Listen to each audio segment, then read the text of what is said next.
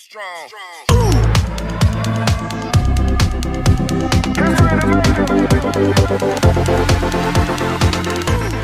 Students, good morning. Welcome to anti corona civil classes. तो students, previous lecture के अंदर हमने स्ट्रक्चरल एनालिसिस 1 को हमने स्टार्ट कर दिया था और उसके सिलेबस की भी हमारी डिस्कस हो गई थी और हमने फर्स्ट टॉपिक को कल स्टार्ट भी कर दिया था, जो कि था basic introduction of structural analysis. उसमें हमने एक बीम पर कितने टाइप्स के फोर्स जनरेट होते हैं और उससे कितने स्ट्रेस क्रिएट होते हैं उसकी हमने बात कर ली थी। सेकंड, हमने टाइप्स ऑफ सपोर्ट को जान लिया था, कितने तरह के सपोर्ट्स होते हैं। थर्ड, हमने स्टेबिलिटी के बारे में बात कर ली थी कि एक्सटर्नल स्टेबिलिटी क्या होती है एंड इंटरनल स्टेबिलिटी क्या होती है। फोर्थ, हमने टाइप ऑफ स्ट्रक्चर को भी समझा था कि डिटर्मिनेट स्ट्रक्चर क्या होता है और इनडिटर्मिनेट स्ट्रक्चर क्या होता है। आज हमारा नेक्स्ट टॉपिक रहेगा इनडिटर्मिनेसी।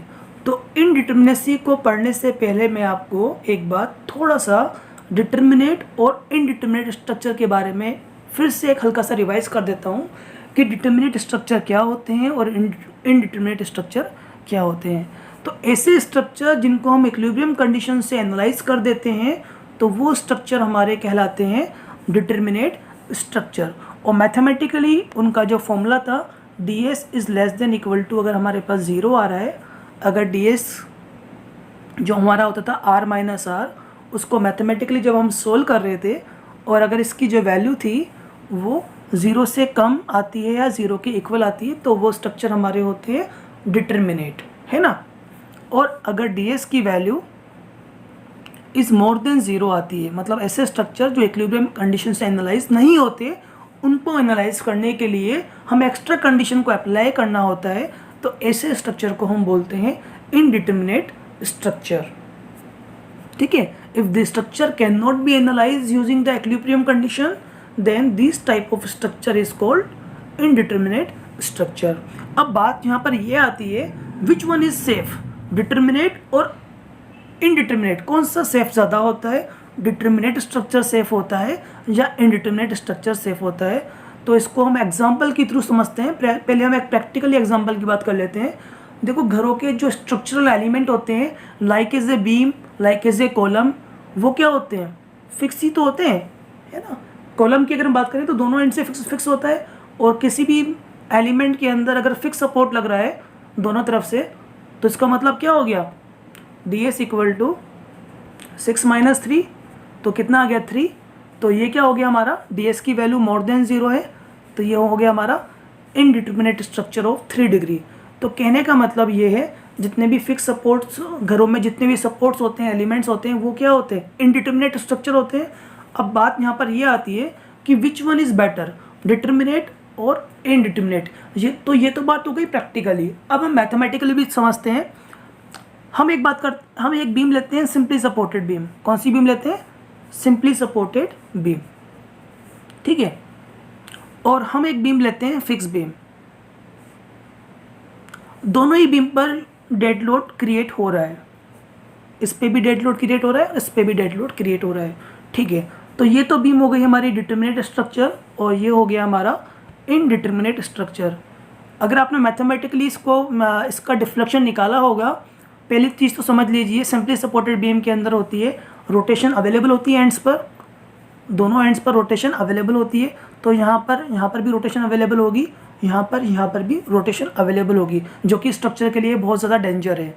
अगर किसी भी स्ट्रक्चर में रोटेशन अवेलेबल है तो वो हमारे लिए डेंजर हो जाएगा, ठीक है। पहली चीज़ तो यहाँ पर ये कि यहाँ पर रोटेशन अवेलेबल है, बट यहाँ पर हमारी जो बीम है वो प्रॉपरली फिक्स्ड है, हॉरिजॉन्टली भी फिक्स है, वर्टिकली भी फिक्स है और इस पर कोई रोटेशन भी नहीं आ रहा, ठीक है। तो एक चीज़ तो ये हो गई कि जो इनडिटर्मिनेट स्ट्रक्चर होता है वो में कोई रोटेशन नहीं होती, कोई स्लोप जनरेट नहीं होता हैंड्स पर, तो उस वजह से वो हमारा बेटर है डिटर्मिनेट स्ट्रक्चर के। दूसरी चीज़ हम यहाँ पर बात करते हैं, अगर हम देखते हैं डिटर्मिनेट स्ट्रक्चर, अगर आपने इसका डिफ्लेक्शन निकाला होगा तो हमने ये पढ़ा भी, एनालाइज भी किया होगा। अगर हम इसका डिफ्लेक्शन निकालते हैं तो हमारा आता है WL3/48 EI। कितना आता है, WL3/48 EI। अगर आप इसका डिफ्लेक्शन निकालोगे तो हमारा आ जाएगा WL³ अपॉन 192 EI। कितना आ जाएगा? WL³ upon 192 EI। कहने का मतलब ये है फिक्स बीम का डिफ्लेक्शन सिंपली सपोर्टेड बीम के डिफ्लेक्शन का 1/4 होता है। सॉरी, ये मैंने आपको पॉइंट लोड की केस में बता दिया। अभी हमारा UDL है ना, ये जो अभी मैंने आपको डिफ्लेक्शन बताया था वो पॉइंट लोड की केस में बताया था, बट अभी हमारे पास बीम जो है उस पर क्या एक्ट हो रहा है? UDL है ना, इस तरह से। तो पहली चीज़ तो ये हो गई कि फिक्स बीम के अंदर रोटेशन अवेलेबल नहीं है, वहीं सिंपली सपोर्टेड बीम के अंदर रोटेशन अवेलेबल है।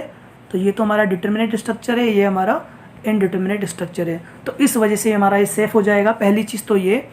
और दूसरी चीज़ ये यहाँ पर कि जो हमारा डिटर्मिनेट स्ट्रक्चर होगा, अगर आप इसके डिफ्लेक्शन की बात करो तो इसका डिफ्लेक्शन आता है 5WL³ upon 384 EI। 5WL³ upon 384 EI। और वहीं अगर अपन फिक्स बीम के डिफ्लेक्शन की बात करें, जब उस पर UDL लगा होता है तब डिफ्लेक्शन होता है फिक्स बीम का WL³ अपॉन 384 EI। मतलब फिक्स बीम पर जब UDL लगा होगा तो उसका डिफ्लेक्शन सिंपली सपोर्टेड बीम के डिफ्लेक्शन का 1/5 होता है। ठीक है, कहने का मतलब अगर सिंपली सपोर्टेड बीम पर 10 mm का डिफ्लेक्शन आ रहा है तो फिक्स बीम पर कितने mm का डिफ्लेक्शन आएगा? 2 mm का डिफ्लेक्शन आएगा। तो कौन सा सेफ हुआ? Fix beam. और फिक्स बीम क्या होती है? Indeterminate structure. तो जब भी आपसे कोई पूछे which one is better, determinate structure और इनडिटर्मिनेट स्ट्रक्चर, तो हम बोल सकते हैं indeterminate structure is better than determinate structure. Why? क्यों? बिकॉज एंड्स पर स्लोप 0 होगा, पहली चीज़ तो ये। दूसरी चीज़ ये कि फिक्स बीम पर डिफ्लेक्शन जो होता है वो as compare to indeterminate structure कम आता है। ठीक है, चलिए हम इसको अब पढ़ते हैं इनडिटर्मिनेसी क्या होती है। देखिए, इनडिटर्मिनेसी हमारी दो तरह की होती है। First one is static indeterminacy और second one is kinematic indeterminacy. इस लेक्चर के अंदर हम सिर्फ स्टैटिक इनडिटर्मिनेसी की ही बात करेंगे। ठीक है, तो देखिए स्टैटिक इनडिटर्मिनेसी जो होती है हमारी रिलेटेड टू सपोर्ट कंडीशन पे बेस्ड होती है, और काइनेमेटिक इनडिटर्मिनेसी जो होती है वो related to geometry condition, only for geometry condition पर ही बेस्ड होती है। स्टैटिक इनडिटर्मिनेसी को हम DS से रिप्रेजेंट करते हैं एंड काइनेमेटिक इनडिटर्मिनेसी को हम DK से रिप्रेजेंट करते हैं। ठीक है, स्टैटिक इनडिटर्मिनेसी की हम इस लेक्चर में बात करेंगे। तो देखिए, स्टैटिक इनडिटर्मिनेसी हमारी दो तरह की होती है। First one is external and second one is internal. External को हम DSE से रिप्रेजेंट करते हैं, वहीं हम इंटरनल को DSI से रिप्रेजेंट करते हैं। तो पहले हम बात करते हैं कि स्टैटिक इनडिटर्मिनेसी होती क्या है। तो देखिए, if the structure can not be analyse using equilibrium condition only, then structure are called as static indeterminate structure. अगर स्ट्रक्चर आपका इक्विलिब्रियम कंडीशन से सिर्फ और सिर्फ इक्विलिब्रियम कंडीशन से सोल्व नहीं हो रहा, तो ऐसे स्ट्रक्चर को हम क्या बोलते हैं? Static indeterminate structure. और इसका एक नेम और होता है hyperstatic structure. So analyse these structure, some additional condition are required. तो इसको एनालाइज करने के लिए हमें एडिशनल कंडीशन की रिक्वायरमेंट होगी, और वो एडिशनल कंडीशंस हमारी क्या होगी? Compatibility condition. तो कहने का मतलब ये है, ऐसे स्ट्रक्चर जो इक्विलिब्रियम कंडीशन से एनालाइज नहीं हो रहे और उनको एनालाइज करने के लिए हमें एक्स्ट्रा कंडीशन की रिक्वायरमेंट है, तो ऐसे स्ट्रक्चर होंगे स्टैटिक इनडिटर्मिनेट स्ट्रक्चर, और उसकी जो इनडिटर्मिनेसी होगी वो कहलाएगी स्टैटिक इनडिटर्मिनेसी। ठीक है, अब स्टैटिक इनडिटर्मिनेसी को मैंने आपको बता दिया कि स्टैटिक इनडिटर्मिनेसी को हम DS से रिप्रेजेंट करते हैं, और इसको हम स्टैटिक इनडिटर्मिनेसी को हम बीम के लिए भी फाइंड आउट करेंगे, फ्रेम के लिए भी फाइंड आउट करेंगे, और ट्रस के लिए भी फाइंड आउट करेंगे। और इसको हम दो पार्ट में फाइंड आउट करेंगे। पहले हम किसी भी बीम, फ्रेम या ट्रस की एक्सटर्नल वाली निकालेंगे, फिर हम उसकी इंटरनल वाली फाइंड आउट करेंगे, फिर एक्सटर्नल में इंटरनल को ऐड ऑन कर देंगे। एक minute.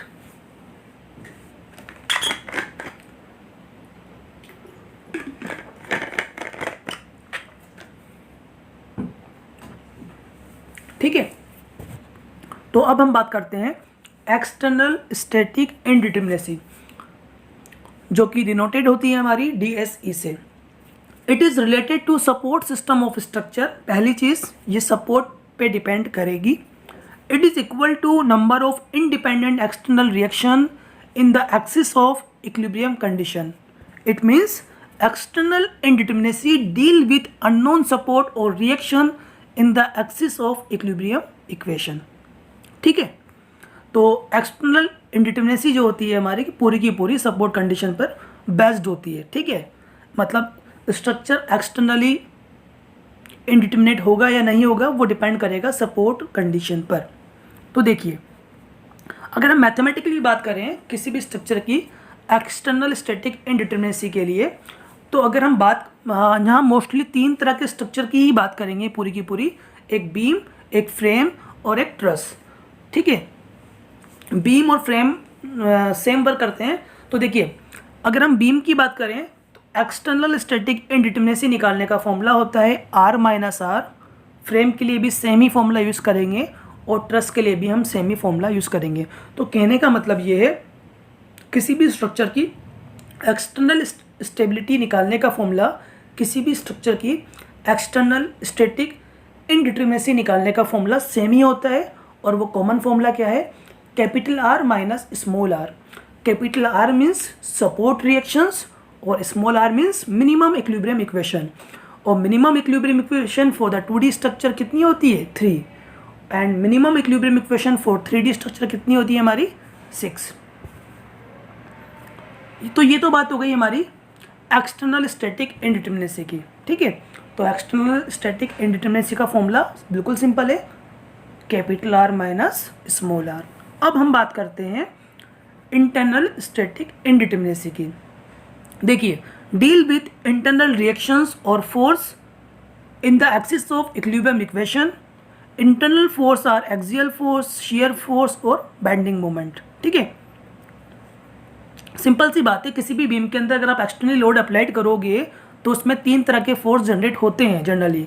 First one is axial, second one is shear force and third one is bending moment. ठीक है, तो इंटरनली इनडिटरमिनेसी को मैथमेटिकली कैसे निकालेंगे इसको भी हम देख लेते हैं। अगर हम बात करें बीम के लिए, तो देखिए, बीम के लिए इंटरनली इनडिटरमिनेसी की वैल्यू हम कैसे फाइंड आउट करेंगे? There is no internal indeterminacy of a beam because we know that all support reactions we can find out the all internal force, axial force, shear force, bending moment at any section, so that there is no internal indeterminacy। अगर हम simple term में बात करें तो आप इस तरह से समझ लीजिए, कोई भी हमारा बीम स्ट्रक्चर जो होता है उसमें कोई लूप नहीं होता। ठीक है, तो जहाँ लूप अवेलेबल नहीं होगा बीम के अंदर तो वहाँ पर इनडिटरमिनेसी की वैल्यू क्या होगी? 0। तो मैंने यहाँ पर मेंशन कर दिया, for a beam structure there are no loops, that's why internal indeterminacy will be 0। तो बीम और फ्रेम में हम चेक करते हैं लूप्स कितने हैं। ठीक है, तो जनरली बीम के अंदर कोई लूप अवेलेबल नहीं होता, इस वजह से हम बोल सकते हैं बीम के अंदर कोई इंटरनल इनडिटरमिनेसी अवेलेबल नहीं होती। इस वजह से बीम की इंटरनल इनडिटरमिनेसी क्या होती है? 0। तो ये तो बात हो गई बीम की। अब हम बात करते हैं फ्रेम की। तो फ्रेम में हमारे पास 2 स्ट्रक्चर होते हैं, एक 2D स्ट्रक्चर और एक 3D स्ट्रक्चर। ठीक है, तो हम यहाँ पर दोनों की ही बात कर लेते हैं। वैसे आरटीयू पॉइंट ऑफ व्यू से तो सिर्फ 2D स्ट्रक्चर ही इंपॉर्टेंट है, और जो कंपटीशन की तैयारी कर रहे हैं उनके लिए एज वेल एज 3D भी इंपॉर्टेंट है। और बिल्कुल सिंपल है, तो आप पढ़ लीजिए इसको, इतना कुछ है नहीं इसमें। अगर हम बात करते हैं फ्रेम की, तो देखिए, फ्रेम में फर्स्ट पॉइंट है हमारा, in the rigid frame internal indeterminacy will not be exit if it is form and open configuration. मतलब कोई फ्रेम अगर ओपन कॉन्फ़िगरेशन का है, कोई इसमें लूप क्रिएट नहीं हो रहा, तो उसकी इंटरनल इनडिटरमिनेसी क्या होगी? 0। It means for a frame structure internal indeterminacy only when loops are present in the structure. ठीक है, in 2D rigid frame each member has 3 reactions. ठीक है, तो 2D फ्रेम के अंदर जो रिजिड मेंबर होते हैं वो इसमें कितनी रिएक्शंस अवेलेबल होती हैं? 3 इंटरनल रिएक्शंस अवेलेबल। और वो कौन कौन सी होती है वो मैंने आपको बता दी। किसी भी मेंबर के अंदर 3 इंटरनली रिएक्शंस अवेलेबल होती हैं। First one is axial thrust, shear force and bending moment. तो ये तो बात हो गई 2D के लिए। 3D में कितनी अवेलेबल होती है? 3D में हमारी 6 अवेलेबल होती है। इन 3D में rigid member each member has 6 internal reaction. तो ये कंपटीशन के लिए वेरी वेरी इंपॉर्टेंट है। 2D के अंदर 3 रिएक्शंस अवेलेबल होती है internal. First one is axial force, second one is shear force and third one is bending moment. वहीं 3D रिजिड मेंबर की हम बात करें तो each member has 6 internal reactions, 1 axial force, 2 shear force और 3 bending moment. ठीक है, mathematically अगर हम फ्रेम स्ट्रक्चर की इंटरनली इंडिटरमिनेसी की बात करें तो 2D फ्रेम के लिए इंटरनली इंडिटरमिनेसी का जो फॉर्मूला होता है वो होता है हमारा 3C माइनस आर आर। क्या होता है? 3C minus R R. तो C का मतलब होता है यहाँ पर क्लोज लूप। C का मतलब क्या होता है? Close loop. ठीक है, C का मतलब होता है क्लोज लूप। और RR का मतलब होता है हमारे पास यहाँ पर, RR का मतलब होता है रिलीज रिएक्शन। क्या होता है? Release reaction. और अगर हम बात करें 3D फ्रेम के लिए तो 3D फ्रेम के लिए DSI का फॉर्मूला हो जाएगा 6C माइनस RR। ठीक है, तो सिंपल है। फ्रेम के लिए 2D के लिए तो हो जाएगा 3C माइनस RR और 3D के लिए हो जाएगा 6C माइनस RR, जहाँ C का मतलब हो गया क्लोज लूप। अब बात करते हैं RR की। RR यहाँ पर होती है रिलीज रिएक्शन। अगर आप 2D फ्रेम के लिए रिलीज रिएक्शन निकालोगे तो इसका फॉर्मूला होगा समीशन m डैश माइनस 1। क्या होगा formula? Summation m dash minus 1। और अगर आप 3D रिजिड फ्रेम के लिए निकालोगे तो आगे 3 ऐड कर देना, RR equal to 3 summation m dash minus 1। अब बात यहाँ पर ये आती है कि m डैश क्या होता है। ठीक है, m डैश का मतलब होता है number of member meeting at hybrid joint. मतलब हाइब्रिड जॉइंट पर कितने मेंबर मीट कर रहे हैं। फॉर एग्जांपल, ये कोई हमारा फ्रेम स्ट्रक्चर है और अगर यहाँ पर ये हाइब्रिड जॉइंट आ गया तो मतलब इस हाइब्रिड जॉइंट पर कितने मेंबर मीट कर रहे हैं? 2 मेंबर मीट कर रहे हैं। फर्स्ट वन इज ये, सेकंड वन इज ये। ठीक है, तो उसको हम एग्जांपल्स में देखेंगे। तो आई होप आपको समझ आ गया होगा। स्टैटिक जो एक्सटर्नल स्टैटिक इंडिटरमिनेसी होती है वो बीम, ट्रस और फ्रेम तीनों के लिए फॉर्मूला सेम होता है 2D के अंदर। और वो फॉर्मूला था R minus R support reaction और small r minimum equilibrium equation. 2D के लिए अगर आप करोगे तो इक्विलिब्रियम इक्वेशन 3 होगी, 3D के लिए आप करोगे तो 6 हो जाएगी। फिर हम बात कर रहे थे इंटरनली स्टैटिक इंडिटरमिनेसी। पहले हमने बात कर ली बीम की, बीम के लिए होती है 0। फिर हमने बात करी फ्रेम के लिए, तो फ्रेम के लिए मैंने आपको फॉर्मूला बताया था 3C minus R 2D frame के लिए हो जाएगा और 6C minus RR 3D frame के लिए हो जाएगा। और RR की वैल्यू भी अब मैंने आपको बता दी। चलो अब हम बात करते हैं ट्रस के लिए। ठीक है, बीम हो गया, फ्रेम हो गया। अब इंटरनली इंडिटरमिनेसी की हम बात करते हैं ट्रस के लिए। तो देखिए, ट्रस के लिए मैथमेटिकली एक फॉर्मूला है इंटरनली इंडिटरमिनेसी निकालने का। वो बिल्कुल सिंपल सा एक फॉर्मूला है, DSI equal to m minus 2j minus r। ठीक है, ये आपने इंटरनली स्टेबिलिटी में भी पढ़ा था। मैंने वहाँ पर आपको बताया था कोई भी स्ट्रक्चर इंटरनली स्टेबल तब होगा जब m की value is more than 2j minus r होगी। तो उसी से हमारा ये फॉर्मूला बना है। ठीक है, तो DSI की वैल्यू मतलब इंटरनली स्टेबिलिटी निकालने का जो फॉर्मूला होता है ट्रस के अंदर वो होता है हमारा m minus 2j minus r। तो ये तो हो गया 2D ट्रस के लिए, है ना, जहाँ r की वैल्यू क्या हो जाएगी 3। तो 2D ट्रस के लिए फॉर्मूला हो गया m minus 2j minus 3। m means number of member, j means number of joint. अगर हम 3D ट्रस की बात करें तो 3D ट्रस के अंदर क्या हो जाएगा, सिर्फ और सिर्फ 2 की जगह आप कर दो 3। तो 3D ट्रस के लिए हो जाएगा m minus 3j minus r। और यहाँ पर r की वैल्यू क्या हो जाएगी, क्योंकि हमें पता है 3D के अंदर मिनिमम इक्विलिब्रियम इक्वेशन कितनी होती है, r का मतलब इक्विलिब्रियम इक्वेशन ही होता है ना। तो 3D के अंदर इक्विलिब्रियम इक्वेशन जो होती है वो 6 होती है। तो DSI हो जाएगा हमारा m माइनस 3j माइनस 6। अगर DS की वैल्यू इक्वल टू 0 आएगी तो हमारा स्ट्रक्चर इंटरनली परफेक्ट स्टेबल होगा, मोर देन 0 आ जाएगी तो ओवर स्टिफ हो जाएगा, और अगर लेस देन 0 आ जाएगी तो डेफिशिएंट स्ट्रक्चर हो जाएगा। ठीक है, अब इसकी हम अल्टरनेटिव अप्रोच की हम बात कर लेते हैं। तो हमने देखो बीम, फ्रेम और ट्रस के लिए एक्सटर्नली इंडिटरमिनेसी को निकाल लिया। इसी तरह से बीम, फ्रेम और ट्रस के लिए इंटरनली इंडिटरमिनेसी को भी निकाल लिया, ठीक है। एक्सटर्नली तो तीनों के लिए सेम हो गई, और इंटरनली बीम के लिए 0 होती है। फ्रेम के लिए मैंने आपको फॉर्मूला बता ही दिया, 3c माइनस आर आर, और 3D में हो जाएगा 6c माइनस आर आर।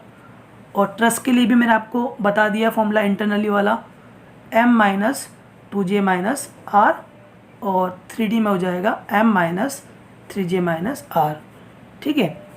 अब अल्टरनेटिव अप्रोच में हम कुछ भी नहीं करेंगे, जो हमने एक्सटर्नल वाला निकाला था, जो हमने इंटरनल वाला निकाला, उनको हम ऐड ऑन कर देंगे, बस इतना सा है। अगर हम बीम के लिए अल्टरनेटिव अप्रोच की बात करें तो बीम के लिए फाइनल जो हमारी स्टैटिक इंडिटरमिनेसी होगी वो क्या होगी, ds equal to DSE plus DSI।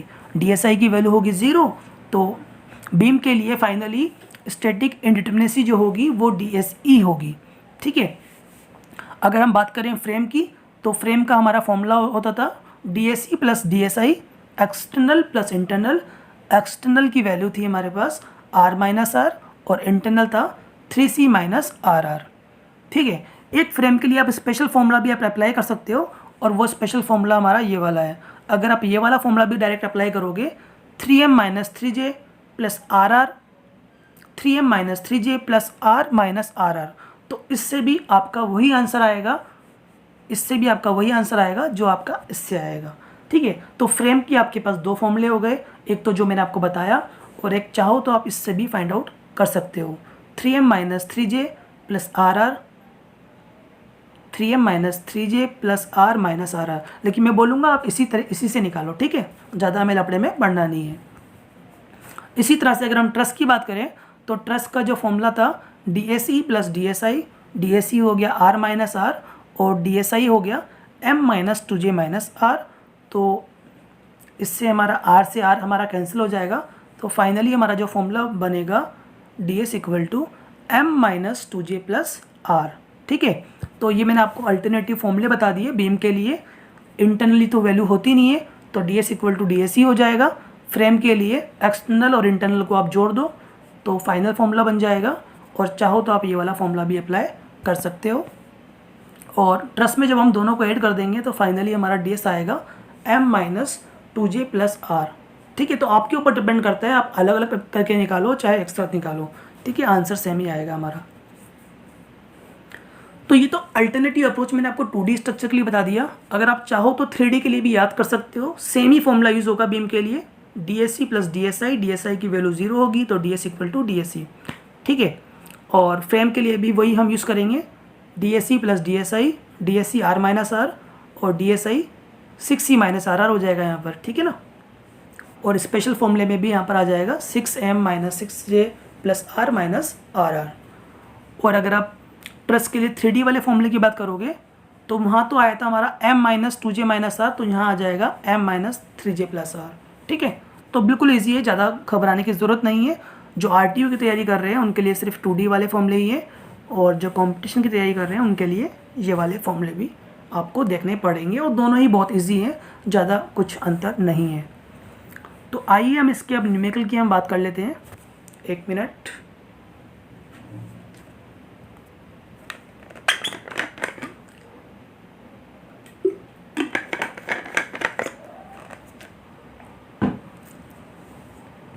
तो हमारा क्वेश्चन नंबर 1 है, कैलकुलेट द स्टैटिक इंडिटरमिनेसी। हमें यहाँ पर स्टैटिक इंडिटरमिनेसी को फाइंड आउट करना है कि कितनी है बीम के अंदर, ठीक है। तो आपको एक बीम नज़र आ रही है, तो इस बीम के अंदर हम चेक करते हैं कि स्टैटिक इंडिटरमिनेसी कितनी है। तो हमें पता है बीम के लिए फॉर्मूला था हमारा alternative, DS equal to external plus internal, DSE plus DSI। DSI की वैल्यू तो यहाँ पर 0 हो गई, तो DS इक्वल टू हो जाएगा हमारा DSE, और DSE हम जानते हैं R माइनस आर होता है support reaction minus minimum equilibrium equation. अगर हम यहाँ पर सपोर्ट रिएक्शन की बात करें तो देखिए यहाँ पर फिक्स में 3 हो जाएगी, हिंज में 2 हो जाएगी, और रोलर में 1 हो जाएगी।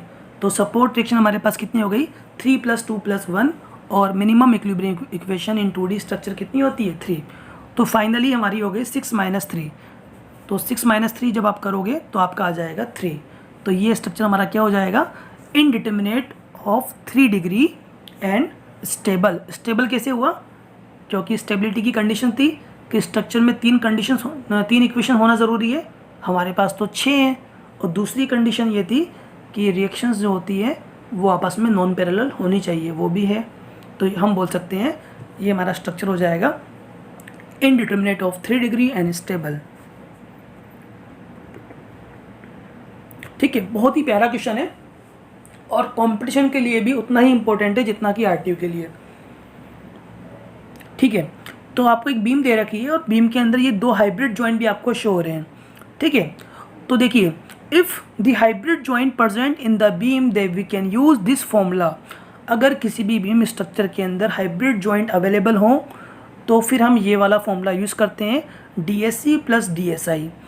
DSC तो हमारा होता है R माइनस R, और DSI जो हमारा फॉर्मूला हमने जो फ्रेम के लिए यूज़ किया था वही फॉर्मूला हम यहाँ पर यूज़ करेंगे, 3C माइनस RR। ये फॉर्मूला हम तब यूज़ करेंगे जब इसमें हाइब्रिड जॉइंट अवेलेबल हो। ठीक है, तो कहने का मतलब ये है बीम के लिए भी हम इंटरनल इनडिटरमिनेसी का फॉर्मूला वही यूज़ करते हैं जो फ्रेम का यूज़ करते हैं। पहले हमने बीम के अंदर DSI को 0 इसलिए मान लिया था क्योंकि बिकॉज वहाँ पर ना तो कोई हाइब्रिड जॉइंट था ना ही कोई लूप था। ठीक है, बट अगर एग्ज़ाम के अंदर किसी भी बीम स्ट्रक्चर के अंदर हाइब्रिड जॉइंट आ जाता है देन हम बीम में इंटरनल इनडिटरमिनेसी का फॉर्मूला वही यूज़ करेंगे जो कि हम फ्रेम का यूज़ करते हैं। ठीक है, तो DS equal to DSC plus DSI। तो DSC हमारा हो गया R माइनस R और DSI हो जाएगा 3C minus RR। Close loop कोई अवेलेबल नहीं है तो इसकी वैल्यू हो जाएगी 0। तो फाइनली जब भी आपको बीम के अंदर कोई हाइब्रिड जॉइंट अवेलेबल होगा तो आप ये वाला फॉर्मूला यूज़ करोगे, है ना। अगर हाइब्रिड जॉइंट अवेलेबल नहीं है तो हम यूज़ करेंगे R माइनस R, और अगर हाइब्रिड जॉइंट अवेलेबल है तो हम यूज़ करेंगे R minus R minus RR। बस माइनस RR और एड ऑन कर देना बस। ठीक है, इज डेट क्लियर। अगर बीम के अंदर कोई भी एक्स्ट्रा हाइब्रिड जॉइंट अवेलेबल नहीं है तो हमें formula R minus R use करना है, और अवेलेबल दे रखा है तो R minus R minus RR use करना है। तो देखिए यहाँ पर सपोर्ट रिएक्शन हमारे पास कितनी है। अगर हम यहाँ पर सपोर्ट रिएक्शन की बात करें तो 2 रिएक्शन यहाँ पर हो गई, 1 रिएक्शन हमारे यहाँ पर हो गई और 2 रिएक्शन हमारे पास यहाँ पर हो गई। ठीक है, तो कैपिटल R की हमारे पास यहाँ पर जो वैल्यू हो गई वो हो गई 5। अगर हम बात करें इक्विलिब्रियम इक्वेशन वो तो हमारी होती है 3, और हम बात करते हैं अब रिलीज रिएक्शन की। तो देखो रिलीज रिएक्शन मैंने आपको बताया भी था पहले, रिलीज रिएक्शन जो होती है हमारी RR वो होती है हमारी समीशन M डैश माइनस 1, है ना। तो रिलीज रिएक्शन की बात करें तो फर्स्ट मतलब M डैश का मतलब होता है हाइब्रिड जॉइंट पर कितने मेंबर मीट कर रहे हैं। अगर इस जॉइंट की हम बात करें तो इस जॉइंट पर एक तो मेंबर ये वाला हो गया और एक मेंबर ये वाला हो गया, तो इस जॉइंट पर कितने मेंबर मीट कर रहे हैं, 2 मेंबर मीट कर रहे हैं। तो इसके लिए RR की वैल्यू क्या हो जाएगी, 2 माइनस 1। दूसरा हाइब्रिड जॉइंट कौन सा है हमारा, दूसरा हाइब्रिड जॉइंट हमारा ये वाला है। इस पर कितने मेंबर मीट कर रहे हैं, इस पर भी 2 मेंबर मीट कर रहे हैं, एक ये वाला और एक ये वाला। तो इसके लिए भी RR की वैल्यू हो जाएगी 2 माइनस 1। तो 2 माइनस 1 प्लस 2 माइनस 1, 1 प्लस 1 2 हमारा आ जाएगा।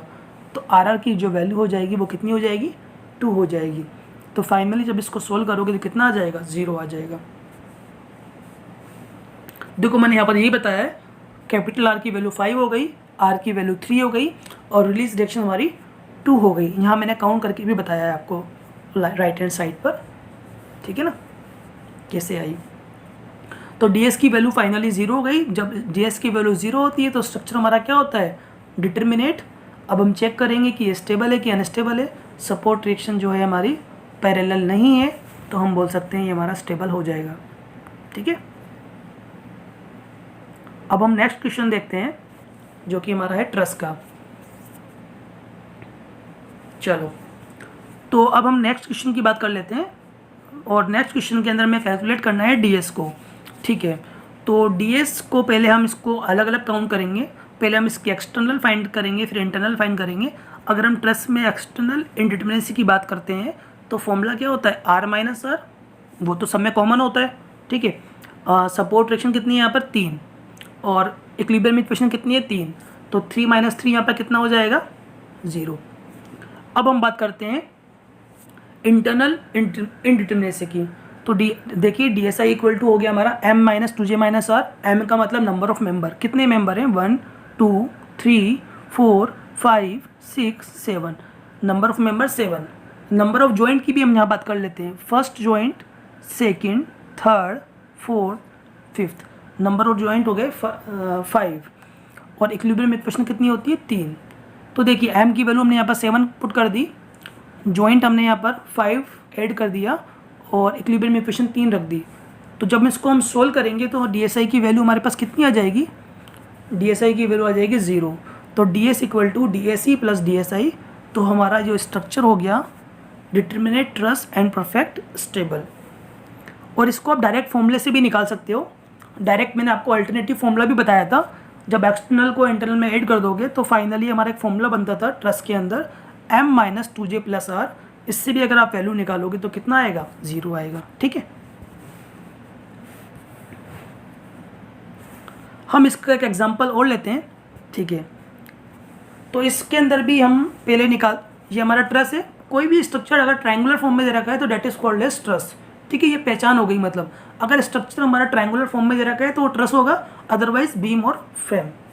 ठीक है, तो ट्रायंगुलर अरेंजमेंट है तो हमारा क्या हो गया, ट्रस।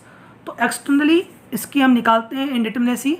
तो r-r सपोर्ट ट्रैक्शन कितनी हो गई हमारे पास, 3 + 3 सपोर्ट ट्रैक्शन हो गई 2 + 2 + 2 तो 6 और मिनिमम इक्विलिब्रियम इक्वेशन 3। तो 6 - 3 हमने किया तो कितना आ गया, 3। अब इंटरनली भी हम निकाल देते हैं। इंटरनली में पहले हम बताएंगे number of member 1 2 3 4 joints, 1 2 3 4 joint हो गए 4। इक्विलिब्रियम इक्वेशन हमारे पास 3 अवेलेबल है। तो DSI का फॉर्मूला हमारा यूज़ हो जाएगा m-2j-r। तो 4 - 2 × 4 - 3। तो 4 - 5 कर दोगे तो कितना आ जाएगा, -1। तो एक्सटर्नल आ गई 3, इंटरनल आ गई -1। दोनों को ऐड ऑन कर दीजिए तो 3 - 1 तो हमारा आ गया 2। DS इज मोर देन 0 तो ये हो जाएगा हमारा indeterminate structure of 2 degree and stable. और आप चेक भी कर सकते हो डायरेक्ट फॉर्मूले से m-2j+r। तो उससे भी हमारे पास वैल्यू कितनी आ जाएगी, 2।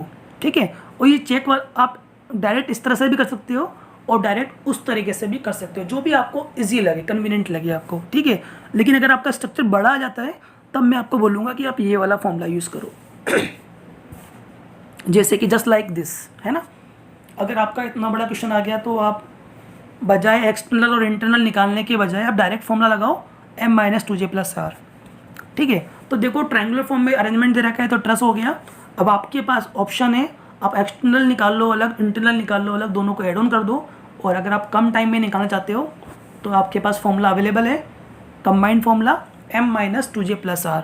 तो इसके हम नंबर ऑफ मेंबर काउंट कर लेंगे, इसके नंबर ऑफ जॉइंट काउंट कर लेंगे और फाइनली हमारे पास DS की वैल्यू आ जाएगी 1। ठीक है, हम नेक्स्ट एग्जांपल की बात करते हैं। Determine the degree of static इनडिटरमिनेसी। ठीक है ना, एक रिजिड फ्रेम है, उसमें हमें निकालना है स्टैटिक इनडिटरमिनेसी। तो देखिए फ्रेम की अगर हम बात करें तो फ्रेम में पहले तो हम निकालेंगे एक्सटर्नल, फिर हम निकालेंगे इंटरनल। तो पहले हम निकालते हैं इसकी एक्सटर्नल स्टैटिक इनडिटरमिनेसी। और एक्सटर्नल स्टैटिक इनडिटरमिनेसी का मैंने आपको फॉर्मूला बताया था r-r। अगर इसकी हम सपोर्ट रिएक्शन की बात करें तो यहाँ हो जाएगी 3 3 3 तो कितनी हो गई, 9 9 9 - 3 जब आप करोगे तो कितना आ जाएगा, 6। तो ये तो हो गई एक्सटर्नल। अब हम बात करते हैं इंटरनल की। इंटरनल की अगर इसकी हम बात करें तो फॉर्मूला क्या था, 3c - r। तो रिलीज रिएक्शन तो कोई अवेलेबल है नहीं यहाँ पर, तो RR की वैल्यू तो हमारी क्या हो जाएगी, 0। और क्लोज लूप कितने हमारे पास, क्लोज लूप 1 2, 2 क्लोज लूप हो गए तो कितना हो जाएगा, 3 दूनी 6 तो DSE की वैल्यू आ गई 6 और DSI की वैल्यू आ गई 6। तो 6 + 6 जब आप करोगे तो कितना आ जाएगा, 12। तो हमारा ये हो जाएगा static indeterminate structure of 12 degree. तो इसमें हमने एक्सटर्नली निकाल दी, इंटरनली निकाल दी, दोनों को ऐड ऑन कर दिया तो फाइनल हमारा आंसर आ गया। और यहाँ पर मैंने आपको बताया भी है, देखिए DSE की वैल्यू 6 आ गई, DSI की वैल्यू, ये मैंने बाई चांस गलत कर दिया यहाँ पर, DSI की वैल्यू यहाँ पर 6 है ना, DSI की वैल्यू 6 आ गई। और 6 में जब आप 6 को ऐड ऑन करोगे, 6 में जब आप 6 को एड ऑन करोगे तो हमारा आंसर आ जाएगा 12। कितना आ जाएगा? 12। तो ये हो जाएगा indeterminate structure of 12 degree and stable. चलो एक एग्जांपल और लेते हैं हम। जैसे हमारा ये एक एग्जांपल है, ठीक है, और इस स्ट्रक्चर में आपको निकालना है स्टैटिक इंडिटरमिनेसी को, ठीक है। तो पहले तो हम इसमें वही एक्सटर्नल निकालते हैं, और एक्सटर्नल निकालने का फॉर्मूला आपको पता है ही। एक सेकेंड, एक्सटर्नल निकालने का आपको फॉर्मूला पता ही है। डी एस इक्वल टू हमारा क्या होता है? R minus R. Support reaction देखिए, फिक्स सपोर्ट है 4, तो 3 चौक 12, तो कैपिटल आर की वैल्यू हो गई 12 माइनस 3, तो कितना आ गया? 9। अब हम बात कर लेते हैं इंटरनल की। तो इंटरनल का फॉर्मूला था D S I equal to 3C minus R R. 3C minus R R की हम यहाँ पर बात कर लेते हैं। क्लोज लूप कितने हो गए? 1 2 3 4, तो ये हो जाएगा 3 इंटू 4। रिलीज रिएक्शन है 0, तो 3 चौक 12, ठीक है। और 12 में जैसे हम 9 को ऐड करेंगे, 9 प्लस 12 जब हम करेंगे तो कितना आ जाएगा? 21। तो इसका आंसर कितना हो जाएगा? 21। देखिए मैंने यहाँ पे काउंट कर भी रखा है। DSC की वैल्यू 9 आ गई और DSI की वैल्यू 12 आ गई। 12 प्लस 9 जब आप करोगे तो कितना आ जाएगा? 21। तो ये हो जाएगा indeterminate structure of 21 degree and stable. अब हम बात कर लेते हैं, एक हमारा फ्रेम स्ट्रक्चर है जिसके अंदर एक हाइब्रिड जॉइंट भी हमें दे रखा है, ठीक है। तो देखिए पहले हम इसमें निकालेंगे एक्सटर्नल, जो कि हमारा हो जाएगा DSC equal to R minus R. तो सपोर्ट रिएक्शन कितनी हो जाएगी? 2 यहाँ पर हो जाएगी, 1 यहाँ पर हो जाएगी, 3 माइनस 3। तो DSE की जो वैल्यू हो गई हमारे पास वो कितनी हो गई? 0। अब हम निकाल लेंगे इसमें DSI, और DSI का जो फॉर्मूला था हमारा वो क्या था? 3C minus R are. क्या था? 3C minus R R. तो देखिए क्लोज लूप कितने हैं यहाँ पर? 4, और रिलीज रिएक्शन कितनी है यहाँ पर? रिलीज रिएक्शंस यहाँ पर आएगी 1, क्योंकि रिलीज रिएक्शन का फॉर्मूला क्या था? रिलीज रिएक्शन का फॉर्मूला था m डैश माइनस 1। मतलब इस जॉइंट पर कितने मेंबर मीट कर रहे हैं? तो इस जॉइंट पर 2 मेंबर मीट कर रहे हैं ना, 1 और 2। तो 2 माइनस 1 जब आप करोगे तो कितना आ जाएगा? 1। तो आर आर की वैल्यू कितनी हो जाएगी? 1। तो 12 माइनस 1 जब हम करेंगे तो 11। तो DSC की वैल्यू थी 0, DSI की वैल्यू आ गई 11। दोनों को ऐड ऑन कर देंगे तो हमारा आंसर क्या हो जाएगा? 11। देखिए यहाँ पे मैंने सोल्व भी कर रखा है। DSC हमारा आ गया 0, DSI हमने सोल्व किया तो वो हो गया 11। तो फाइनली हमारा आंसर जो हो जाएगा वो हो जाएगा 11। तो ये हो गया हमारा indeterminate structure of 11 degree and stable. एक क्वेश्चन और लेते हैं हम और बहुत ही प्यारा क्वेश्चन है। Calculate the static indeterminacy. तो इसमें भी हम क्या करेंगे? फर्स्ट ऑफ ऑल एक्सटर्नल निकालेंगे। एक्सटर्नल का फॉर्मूला क्या था? DSC equal to R minus R. DSC equal to R minus R. तो सपोर्ट रिएक्शन कितनी है? 3 2 1। गाइड सपोर्ट में 2 होती है, तो 3 दूनी 5 6 8। सपोर्ट रिएक्शन हो गई हमारी 8। इक्विलिब्रियम इक्वेशन 3, 8 माइनस 3 हमने किया तो हमारा आ गया 5, ठीक है। तो DSC की वैल्यू हो गई हमारे पास 5, ठीक है। अब हम बात करते हैं DSI की। तो देखिए DSI का फॉर्मूला क्या हो जाएगा? DSI equal to 3C minus R R, है ना। 3C का मतलब क्लोज लूप कितने हैं? 1 2 3, तो क्लोज लूप हो गए 3। अब बात करते हैं आर आर की वैल्यू यहाँ पर क्या होगी। देखिए आर आर की वैल्यू, रिलीज रिएक्शन, ये जो मेंबर है इस पर कितने मेंबर मीट कर रहे हैं? इस पर 2 मेंबर मीट कर रहे हैं। फर्स्ट ये हो गया, सेकंड ये हो गया। तो इसके लिए क्या हो जाएगा? 2 माइनस 1 प्लस दूसरा जॉइंट ये हो गया, इस पर कितने मेंबर मीट कर रहे हैं? 3, 1 2 3। तो इसके लिए हो जाएगा 3 माइनस 1 प्लस ये वाला जॉइंट है, इस पर कितने मेंबर मीट कर रहे हैं? 4, 1 2 3 4। तो इसके लिए हो जाएगा 4 माइनस 1। तो यहाँ पर एक 2 माइनस 1 करेंगे तो 1 हो जाएगा, 3 माइनस 1 करेंगे 2 हो जाएगा, 4 माइनस 1 करेंगे तो 3 हो जाएगा। तो 3 प्लस 2 5। तो रिलीज रिएक्शन कितनी आ जाएगी हमारे पास? 6 आ जाएगी। तो आर आर की वैल्यू कितनी हो जाएगी? 6। तो 9 माइनस 6 जब हम करेंगे तो हमारा कितना आ जाएगा? 3। कितना आ जाएगा? 3।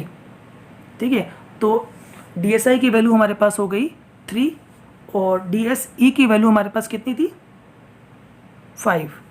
ठीक है, तो 3 + 5 कर देंगे तो हमारा आंसर कितना हो जाएगा 8। ठीक है, देखिए यहाँ पर मैनुअली भी मैंने काउंट कर रखा है। DSE की वैल्यू हमने निकाल दी R - R 8 - 3 5 आ गया, और DSI का हमने फॉर्मूला लगा दिया 3C - RR। C means close loop जो कि 3 थे, RR का मतलब रिलीज रिएक्शन जो कि मैंने राइट हैंड साइड पे मैनुअली काउंट भी कर दिया। RR का मतलब रिलीज रिएक्शन होता है, M' - 1 फॉर्मूला होता है।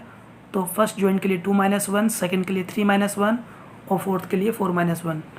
तो RR की वैल्यू 6 आ गई, सोल्व किया 3 आ गया। तो फाइनली DS इक्वल टू हमारा हो जाएगा DSE + DSI। तो DS की वैल्यू हो गई हमारे पास 8, तो इसको हम बोल देंगे indeterminate of 8 degree and stable. एक क्वेश्चन और करते हैं हम, इसमें भी हमें फाइंड आउट करना है कैलकुलेट द स्टैटिक इनडिटर्मिनेसी। तो देखिए यहाँ पर आपको क्लियर नज़र आ रहा होगा। अगर हम बात करें DSE की, DSE का फॉर्मूला होता है R - R। तो सपोर्ट रिएक्शंस हमारे पास कितनी हो जाएगी 3 + 3 + 3 + 3। तो सपोर्ट रिएक्शंस हमारी हो गई 12 और इक्विलिब्रियम इक्वेशन 3। तो 12 - 3 हमने किया 9 आ गया। इंटरनली भी हम निकाल लेते हैं 3C - RR। क्लोज लूप हमारे पास 2 ही हैं 1 और 2, तो 3 × 2 हो गया। और रिलीज रिएक्शन हम निकालते हैं, तो फर्स्ट हमारा हाइब्रिड जॉइंट था ये वाला, इसकी अगर हम रिलीज रिएक्शन निकालें तो इस पर कितने मेंबर मीट कर रहे हैं 3 मेंबर मीट कर रहे हैं 1 2 एंड 3। तो इसके लिए जो रिलीज रिएक्शन हो जाएगी हमारे पास 3 - 1। सेकेंड जो जॉइंट है इस पर 2 मेंबर मीट कर रहे हैं, तो इसके लिए हो जाएगी 2 - 1, इसके लिए भी 2 - 1 और इसके लिए भी 2 - 1। फाइनली हमारे पास DSI आ जाएगा 6 - 5 = 1। तो DSE आ गया 9 और DSI आ गया 1। तो फाइनली हमारे पास टोटल स्टैटिक इनडिटर्मिनेसी जो हो जाएगा 9 + 1 = हो गया 10। ठीक है, तो देखिए एक डोम शेप में भी हमें एक डिज़ाइन दे रखी है। तो जब भी एक डिज़ाइन की फॉर्म में अगर कोई स्ट्रक्चर हमें दे रखा हो, ट्रायंगुलर फॉर्म में नहीं दे रखा हो, एक अजीबोगरीब स्ट्रक्चर हमें दे रखा हो, तो उसको हम फ्रेम में ही कंसिडर करेंगे। Is that clear? चलो, अगर हम बात करें इसकी DSE की एक्सटर्नल स्टैटिक इनडिटर्मिनेसी की, तो फॉर्मूला होगा R - R। सपोर्ट रिएक्शन यहाँ पर हो गई 3 + 3 + 2, कितना हो गया 3 + 3 जब आप करोगे तो हमारा हो गया 6 और +2 करोगे तो ये हो गया हमारा 8, और 8 - 3 जब हम करेंगे तो हमारा आ जाएगा 5। अगर हम बात करें DSI की, तो 3C - RR क्लोज लूप हो गया 1, तो 3 × 1 रिलीज रिएक्शन हो गई 0, तो DSI की वैल्यू हो गई 3। दोनों को हम एड ऑन कर देंगे तो हमारा आ गया 8। तो ये हो जाएगा indeterminate structure of 8 degree and stable. एक मैं यहाँ पर आपको 3D स्ट्रक्चर भी करा देता हूँ, ठीक है। और जब मैं आपको इसकी MCQ वाले क्वेश्चन कराऊंगा तो वहाँ तो मैं काफ़ी सारे करवाऊंगा ही करवाऊंगा, ठीक है। लेकिन अभी हम फोकस कर रहे थे RTU के वाले सिलेबस पे। तो RTU वाले सिलेबस में तो 2D ही आता है, ठीक है। और ये जितने भी मैंने आपको क्वेश्चन बताए ना केवल RTU में आए हैं, बल्कि ये गेट में भी आए हैं, ये SSC JEE में भी आए हैं, और ये आपके EAC एग्जाम में भी आए हैं। आप अगर नहीं मानते तो आप प्लीज़ एक बार प्रीवियस ईयर के क्वेश्चन जाके देख लेना, ठीक है। ये आपको सारे के सारे क्वेश्चन मिलेंगे, बट गेट में कुछ एडवांस लेवल के क्वेश्चंस भी आते हैं, तो नेक्स्ट लेक्चर के अंदर हम उसको भी डिस्कस कर लेंगे। बट अभी जो मैंने आपको 11 एग्जाम्पल बताए हैं वो गेट में भी आए हैं, ES वाले एग्जाम में भी आए हैं, और SSC JEE वाले एग्जाम में भी आए हैं। और एडवांस लेवल के क्वेश्चंस को हम नेक्स्ट क्लास में और डिस्कस करेंगे। अब तक जो भी हमने क्वेश्चंस की बात करी थी वो बेसिक क्वेश्चंस थे, ठीक है, जो कि सारे कॉम्पिटिशन में आए थे। और कई दफ़ा गेट में स्पेशल एडवांस लेवल के क्वेश्चंस आते हैं, उसको हम नेक्स्ट लेक्चर में डिस्कस कर लेंगे। और ये जो 12th वाला जो हमारा एग्जाम्पल है, ये RTU सिलेबस का नहीं है, ये हमारा गेट में आ सकता है, या फिर SSC JEE में आ सकता है, या फिर ES वाले में एग्जाम में आ सकता है। तो देख लेते हैं एक बार इसको भी हम, है ना।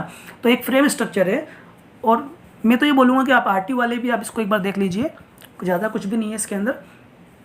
फॉर्मूले मैंने आपको बता ही दिए सारे। Calculate the static indeterminacy for the 3D structure. एक 3D स्ट्रक्चर के लिए आपको स्टैटिक इनडिटर्मिनेसी निकालनी है। तो हम जानते हैं 3D स्ट्रक्चर के अंदर फिक्स सपोर्ट में कितनी रिएक्शंस अवेलेबल होती हैं 6, हिंज सपोर्ट में 3, एंड रोलर सपोर्ट में कितनी रिएक्शंस अवेलेबल होती है 1। और मिनिमम इक्विलिब्रियम इक्वेशन 3D में कितनी हो जाती है 6। तो आइए हम इसमें चेक करते हैं इसकी स्टैटिक इंडिटरमिनेसी को। तो पहले हम निकालते हैं एक्सटर्नल का फॉर्मूला हो जाएगा R minus R means support reaction. अगर हम यहाँ पर सपोर्ट रिएक्शन की यहाँ पर बात करें तो फिक्स सपोर्ट है, यहाँ हो जाएगी 6, यहाँ हो जाएगी 6, यहाँ हो जाएगी 3, यहाँ हो जाएगी 3।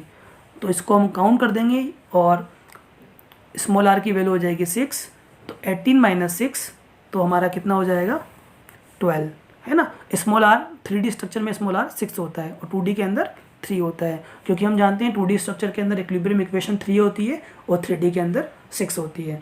तो DSE equal to R minus R, support reaction को हमने यहाँ पर मेंशन कर दिया, इक्विलिब्रियम इक्वेशन को हमने यहाँ पर मेंशन कर दिया, तो एक्सटर्नल स्टैटिक इंडिटरमिनेसी हमारा आ जाएगा 12। अब हम फाइंड आउट करते हैं इंटरनल स्टैटिक इंडिटरमिनेसी को, जिसका फॉर्मूला है 6C माइनस RR, है ना। इंटरनल स्टैटिक इंडिटरमिनेसी की अगर हम बात करें तो 2D स्ट्रक्चर में आपने फॉर्मूला पढ़ा था 3C माइनस RR, है ना। तो 3D में ये फॉर्मूला हो जाएगा 6C माइनस RR।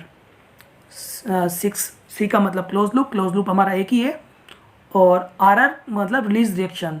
तो वहाँ पर रिलीज रिएक्शन का फॉर्मूला पढ़ा था आपने M डैश माइनस 1, तो 3D में हो जाएगा 3M डैश माइनस 1, है ना। तो 3M dash minus 1, M dash का मतलब मैंने आपको बताया था, मतलब मेंबर पे कितने जॉइंट मीट कर रहे हैं, मतलब इस जॉइंट पर कितने मेंबर मीट कर रहे हैं, कितने मेंबर मीट कर रहे हैं 2। तो M डैश की वैल्यू कितनी हो जाएगी 2। तो RR हम निकाल लेंगे 2 माइनस 1, तो हमारा कितना आ जाएगा 2 माइनस 1 करोगे तो 1 आ जाएगा, लेकिन आगे 3 है तो हो जाएगा 3। तो DSI की वैल्यू हो जाएगी 6 माइनस 3 और हमारी आ जाएगी 3। फिर हम क्या करेंगे, टोटल स्टैटिक इंडिटरमिनेसी, उसमें हम एक्सटर्नल प्लस इंटरनल को एड ऑन कर देंगे, तो 12 प्लस 3 तो हमारा आ जाएगा 15। तो आई होप आपको हमारा लेक्चर पसंद आया होगा। अगर आपको हमारा लेक्चर पसंद आया तो प्लीज़ इसे लाइक कीजिए, शेयर कीजिए, सब्सक्राइब कीजिए, और कोई भी आपको अगर प्रॉब्लम आ रही है तो प्लीज़ कमेंट बॉक्स में मेंशन कर देना। नेक्स्ट लेक्चर में हम उसको डिस्कस कर लेंगे। Thank you so much for watching this video.